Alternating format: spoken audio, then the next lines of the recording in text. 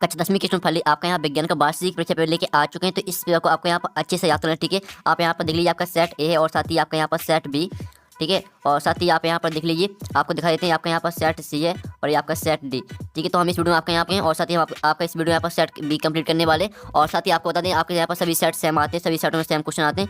तो आप यहाँ पर देख लीजिए आपके यहाँ पर रोल नंबर रहता है, साथ ही जो आपके यहाँ पर टोटल क्वेश्चन रहेंगे वो आपके 23 रहेंगे। और आप यहाँ पर देख लीजिए आपके यहाँ पर सवाल 1 से 5 तक वस्तु प्रकार के प्रश्न, ठीक है। तो आप मेरे से यहाँ पढ़ सकते हैं। और जो आपका सब्जेक्ट कोड रहेगा वो आपका 220 रहने वाला। और साथ ही हम संपूर्ण उत्तर सहित आपको पूरा पेपर करेंगे। तो वीडियो को लाइक कर लीजिए और चैनल को सब्सक्राइब कर लीजिए। तो चलिए स्टूडेंट आपके यहाँ पर विज्ञान पेपर देख लेते हैं। तो आपके यहाँ पर जूम करके दिखाते हैं जिससे आप यहाँ पर अच्छे देख पाएंगे, ठीक है। तो आप यहाँ पर देख लीजिए आपके यहाँ पर आते हैं सही विकल्प चुनकर लिखिए 6 नंबर के आते हैं। तो पहला आपका आता है जिन अभिक्रिया में ऊष्मा का अवशोषण होता है उन्हें कहते हैं। तो यहाँ पर इसका ऑप्शन आता है ऊष्मा क्षेपी अभिक्रिया, बा आता ऊष्मा शोषी अभिक्रिया और साथ आता संयोजन अभिक्रिया और दा आता वाष्पीकरण अभिक्रिया। तो आपको बता दें आप यहाँ पर देख लीजिए जिन अभिक्रियाओं में ऊष्मा का अवशोषण यानी शोषण हो रहा है तो इसमें क्या रहेगा ऊष्मा शोषी, ठीक है, ऊष्मा शोषी। और जिन अभिक्रियाओं में ऊष्मा निकलती है यानी ऊष्मा का उत्सर्जन होता है उससे कहते हैं ऊष्मा क्षेपी अभिक्रिया, ठीक है। तो हमने आपको यहाँ बता दिया जिससे आपका यहाँ पर कोई डाउट ना रहा ऊष्मा क्षेपी अभिक्रिया और ऊष्मा शोषी अभिक्रिया को लेकर, ठीक है। तो आपका पहले करेगा बाकरेट आंसर ऊष्मा शोषी अभिक्रिया। फिर आपका यहाँ पर दूसरा था पीएच स्केल की प्रास है। तो आपका आता है 110 और बात आता 0 से 14 और साथ आता 1 से 14 और बात आता 0 से 14। तो यहाँ पर जो आपकी पीएच स्केल की प्रास है वो है आपकी 0 से 14, ठीक है। 0 से 14 आपका यहाँ पर करेक्ट आंसर रहेगा आपका यहाँ पर, ठीक है। तो आप यहाँ पर अच्छे से याद कर लीजिए। और साथ ही आप यहाँ पर देख लीजिए अब आते हैं आपके यहाँ पर तीसरा आता है। तो तीसरा आप यहाँ पढ़ते हैं आह नली के इस भाग में भोजन का पूर्ण पाचन होता है, ठीक है। यहाँ पढ़ते भोजन का पाचन पूर्ण होता है। तो आपका था छोटी आंत, बात बड़ी आंत, सात अमाशय और दाता मलाशय है। तो तीसरे करेगा आपका करेक्ट आंसर छोटी आंत। तो आपको यहाँ पर अच्छे से याद करते हैं। साथ इनके आप स्क्रीनशॉट ले चलिए। फिर आपका चौथा आता है दो तंत्रिका कोशिकाओं के मध्य खाली स्थान कहते हैं। तो यहाँ पर दो तंत्रिका कोशिकाओं के मध्य खाली स्थान को यहाँ पर सिनेप्स कहते हैं, ठीक है। सिनेप्स आपका करेक्ट आंसर है चौथे का। फिर आपका पांचवा आता है निम्न में से कौन मानव में मादा जनन तंत्र का भाग नहीं है। तो इसका आंसर आपका सारा शुक्रवाही का। फिर आपका यहाँ पर छठवां आता बाह्य, ठीक है, बाह्य में पीछे दृश्य देखने के लिए किस दर्पण का उपयोग किया जाता है। तो इसका आंसर आपका 12 का उत्तल दर्पण, ठीक है। तो फाइनली जो आपके यहाँ पर 6 नंबर के सही विकल्प वो कंप्लीट हो जाते हैं। साथ ही यहाँ पर इंग्लिश मीडियम के स्टूडेंट के लिए पहले करेगा आपका बी करेक्ट आंसर, जो आपका दूसरा आता है तो दूसरे करेगा आपका यहाँ पर बी करेक्ट आंसर, ठीक है। जो तीसरा था तीसरे का आपका ए करेक्ट आंसर का, ठीक है। यहाँ पर इंग्लिश मीडियम के स्टूडेंट देख लीजिए हम आपको यहाँ पर डायरेक्ट आंसर बताते जा रहे हैं, ठीक है। पढ़ कर हम आपको नहीं बताने वाले क्योंकि वीडियो काफी लॉन्ग हो जाता है। और चौथे करेगा आपका बी करेक्ट आंसर, ठीक है। और पांचवें का आपका यहाँ पर सी करेक्ट आंसर रहेगा। और फिर आपका जो यहाँ पर 6 में करेगा आपका बी करेक्ट आंसर। अब चलिए आपके यहाँ पर देख लेते हैं प्रश्न। आपके यहाँ पर 2 आता है जिसमें आते हैं एरिक से पूर्ति कीजिए 6 नंबर के आते हैं। तो पहला 2 या 2 से अधिक धातुओं के सामांगी मिश्रण डॉट डॉट कहते हैं। तो यहाँ पर 2 या 2 से अधिक धातुओं के सामांगी मिश्रण मिश्र धातु कहते हैं, ठीक है। तो पहले का आंसर रहेगा आपका मिश्र धातु।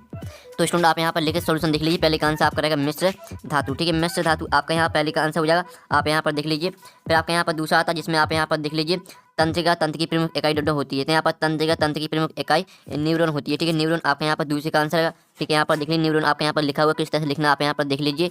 फिर आपका तीसरा था भ्रूण को माँ के हृदय से पोषण डॉट डॉट नामक संरचना से प्राप्त होता है।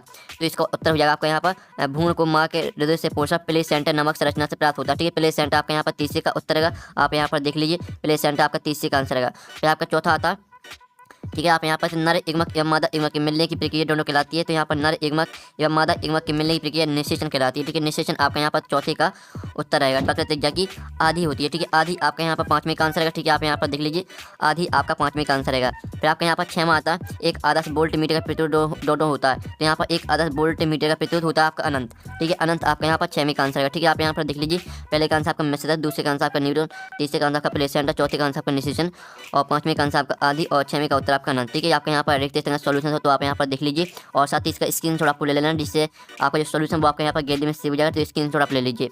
साथ ही यहाँ पर इंग्लिश मीडियम के स्टूडेंट वो देख लीजिए आपका पहले यहाँ पर आता है रिक्वेशन दूसरा आता है, ठीक है। फिर आपके यहाँ पर आता है, ठीक है, तीसरा आपका यहाँ पर आता है चौथा, 5वां, 6वां, ठीक है। तो यहाँ पर इंग्लिश मीडियम के स्टूडेंट देख लीजिए। और जो इनके आंसर जिस तरह से हम यहाँ पर हिंदी मीडियम के स्टूडेंट के लिए आंसर बताएं तो उसी तरह से आपको इंग्लिश में याद कर लेना, ठीक है। अब आती है आपकी सही रूल बना के लिए 6 नंबर की आती हैं। तो पहले आपकी यहाँ पर आती हैं सोडियम। सोडियम को आपको मिट्टी के तेल से मैच करना है। और दूसरी थी मास्टर ग्रंथि, तो इसको आपको मैच करना है पीयूष ग्रंथि से, ठीक है। जो यहाँ पर मास्टर ग्रंथि है वो यहाँ पर पीयूष ग्रंथि को कहा जाता है। फिर तीसरी थी गर्भधारण रोकने हेतु, तो इसे आपको कॉपर टी से मैच करना है। फिर चौथी थी मेंडल, तो इसको आपको मेंडल को मैच करना अनुवांशिकी जनक, ठीक है। जो मेंडल है वो आपके अनुवांशिकी जनक कहे जाते हैं। और जो आपकी 5वीं थी डायोप्टर, तो डायोप्टर आपको पता हो जो यहाँ पर डायोप्टर है वो आपकी लेंस की क्षमता का मात्रक है, ठीक है। लेंस की क्षमता से मैच करना आपको 5वीं। जो 6वीं थी अवतल लेंस की क्षमता, तो यहाँ पर अवतल लेंस की क्षमता होती है आपकी ऋणात्मक। तो फाइनली जो आपके यहाँ पर 6 नंबर की सही जोड़ी वो कंप्लीट हो जाती है। आप स्क्रीनशॉट ठीक है ले लीजिए। हमने यहाँ पर नंबर लिख दिया कौन में आपको कौन सी मैच करनी है, तो आप यहाँ पर देख सकते हैं। और वीडियो को लाइक और चैनल को सब्सक्राइब जरूर कर लीजिए, क्योंकि हम बड़ी मदद से आपके लिए वीडियो लाते हैं। और साथ ही यहाँ पर इंग्लिश मीडियम के स्टूडेंट देख लीजिए, जिस तरह से हमने यहाँ पर हिंदी मीडियम के स्टूडेंट के लिए यहाँ पर सही जोड़ी मैच कराई है, तो उसी तरह से मैच कर लेनी है आपको। अब चलिए आपका प्रश्न 4 आता है, एक शब्द वाक्य मतलब ये 6 नंबर के आते हैं। तो पहला आता है लोहे की वस्तुओं पर पेंट क्यों करते हैं। तो पहले का आंसर है आपका यहाँ पर संक्षरण से बचाने के लिए। ठीक है, पहले का उत्तर हो जाएगा आपका संक्षरण से बचाने के लिए। फिर आपका दूसरा आता है ताजे दूध का पीएच मान 6 होता है, दही बन जाने पर इसकी पीएच मान में क्या परिवर्तन होगा। तो दूसरे का उत्तर रहेगा आपका यहाँ पर पीएच मान बढ़ जाएगा। ठीक है, दूसरे का उत्तर रहेगा आपका पीएच मान बढ़ जाएगा, तो याद कर लीजिए। फिर आपका यहाँ पर तीसरा आता है दो धातुओं के नाम लिखिए जो ठंडे जल के साथ तेजी से अभिक्रिया करती हैं। तो इसका उत्तर रहेगा आपका यहाँ पोटेशियम एवं सोडियम। ठीक है, पोटेशियम एवं सोडियम आपका तीसरे का उत्तर हो जाएगा।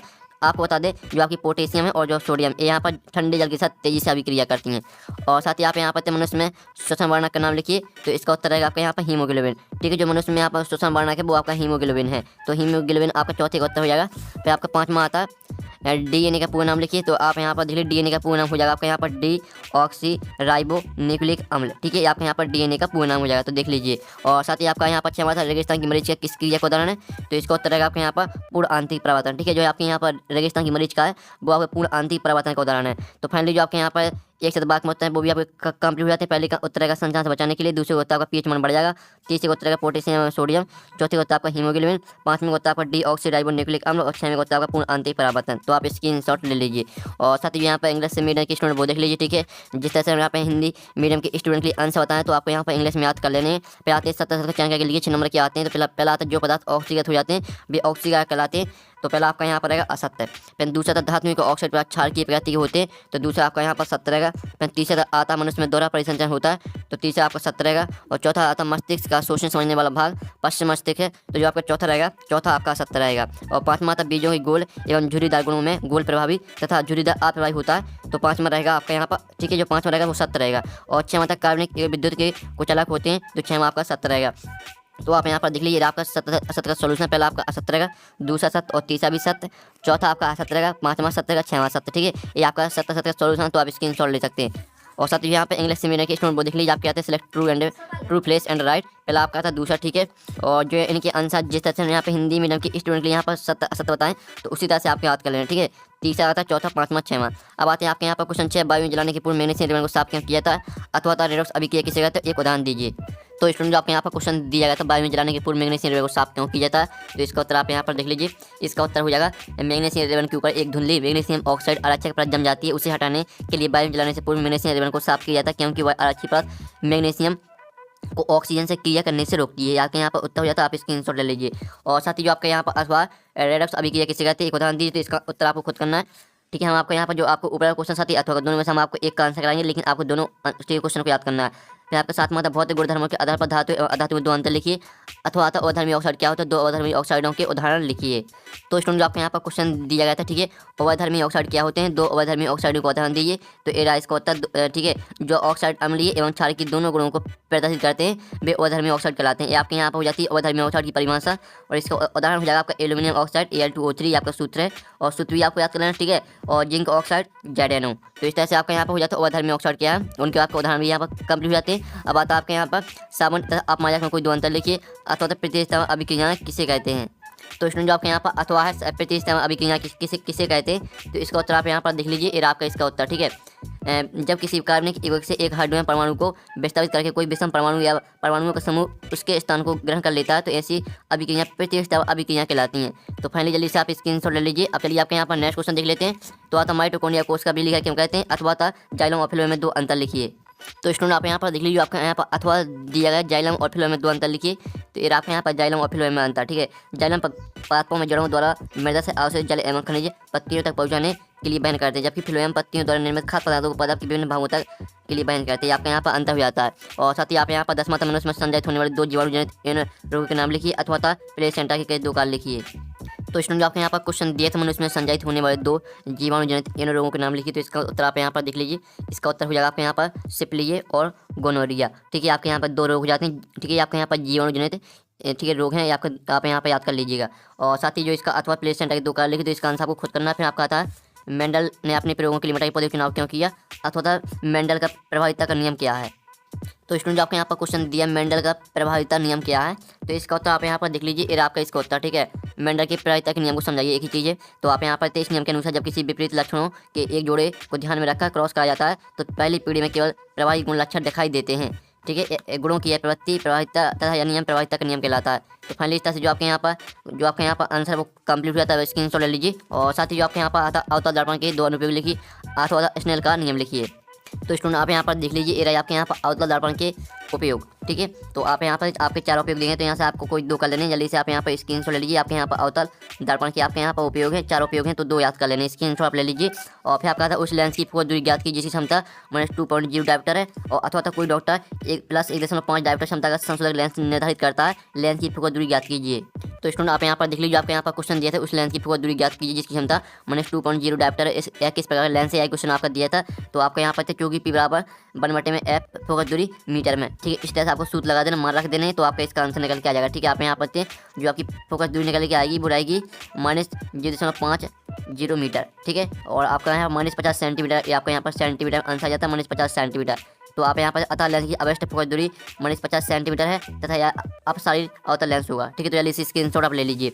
और साथ ही आप यहाँ पर ओम का नियम लिखिए अथवा फ्यूज तर्क किस प्रकार विद्युत उपकरणों को नष्ट होने से बचाता है। तो स्टूडेंट आपके यहाँ पर क्वेश्चन दिया ओम का नियम लिखिए। तो आप यहाँ पर देख लीजिए, ये आपका ओम का नियम।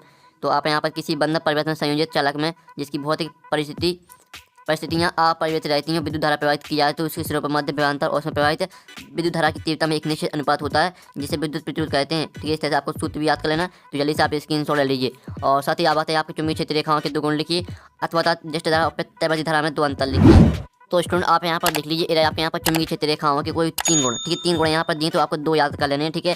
पहला था चुंबकीय क्षेत्र रेखाएं चिकनी बंद वक्र होती हैं जो परस्पर कभी प्रतिच्छेद नहीं करते। फिर आपका दूसरा था ये रेखा चुंबक के बाहर उत्तरी ध्रुव से दक्षिण ध्रुव की ओर तथा चुंबक के अंदर दक्षिण ध्रुव से उत्तरी ध्रुव की ओर आती हैं, ठीक है। आपको इन दोनों को याद कर लेना है। तो जल्दी से स्क्रीनशॉट आप ले लीजिए। फिर आपके यहाँ पर आता 16वां क्वेश्चन, फिल्मिंग के बाएं हाथ का नियम लिखिए, ठीक है। फिर इसका हम जो अथवा वो देख लेते हैं। अथवा आता 2 चुंबकीय क्षेत्र रेखा परस्पर प्रतिच्छेद नहीं करती क्यों। फिर आपका 17वां आता ओजोन परत का संरक्षण क्यों आवश्यक है। तो जो आपके यहाँ पर अथवा दिया गया 2 चुंबकीय क्षेत्र रेखा परस्पर प्रतिच्छेद नहीं करती क्यों। तो स्टूडेंट आप यहाँ पर देख लीजिए, जो आपको क्वेश्चन दिया है 2 चुंबकीय क्षेत्र रेखाएं एक दूसरे को प्रतिच्छेद नहीं करती, ठीक है। तो ये रहा इसका उत्तर। तो पूरा आपको याद कर लें, जल्दी से आप इसका स्क्रीनशॉट ले लीजिए। और साथ ही आप बता आपको ओजोन परत का संरक्षण क्यों आवश्यक है और खास श्रृंखला और खास जाल में 2 अंतर लिखना है। तो स्टूडेंट आप यहाँ पर देख लीजिए, ये आपके यहाँ पर खास जाल और खास श्रृंखला में आपके 2 अंतर, जल्दी से आप स्क्रीनशॉट ले लीजिए, आपको अच्छे से याद कर लेना, ठीक है। अब नेक्स्ट क्वेश्चन आपके यहाँ पर आता 18वां, संतुलित रासायनिक समीकरण किसे कहते हैं। एक संतुलित रासायनिक समीकरण लिखिए अथवा आता है निम्नलिखित में से किन्हीं 3 अभिक्रियाओं के संतुलित रासायनिक समीकरण लिखिए। तो इनके आपको संतुलित रासायनिक समीकरण लिखना है, जो इनके आंसर वो बताने वाले। पहले आप स्क्रीनशॉट ले लीजिए क्वेश्चन के। 19वां तंत्रिका कोश का नामांकित चित्र बनाइए अथवा पौधा हार्मोन ऑक्सीजन के 3 कार्य लिखिए। फिर 20वां स्वच्छ आकाश का रंग नीला क्यों होता है।